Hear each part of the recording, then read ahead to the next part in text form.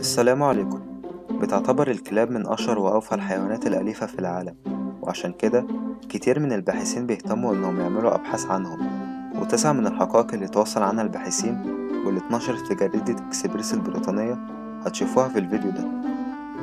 بيعتبر اسم ماكس أكتر اسم لذكور الكلاب في بريطانيا، وبيقابله اسم بيلا للإناث. في سنة 2008 وفرت الشرطة البريطانية أحذية للكلاب البوليسية لتفادي الإصابات من فتاة الزجاج في الشارع. بيعتبر الكلب لورانس هو الكلب الوحيد اللي ظهر على خشبة المسرح في واحدة من مسرحيات ويليام شكسبير. لقى الباحثين في بريطانيا إن أغلب حالات عض الكلاب للمواطنين بتتزامن مع اكتمال القمر في السماء.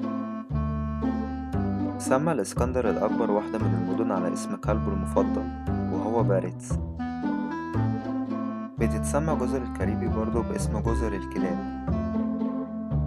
انقرض من الكلاب نوع ضخم من سلالة مولوسين، واللي كانت بتواجه معارك شرسة مع الأسود والنمور.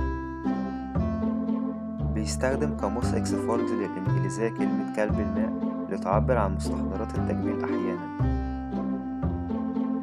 يقال إن كلاب سانت برنارد ساعدت في التخلص من لصوص جبال الألب.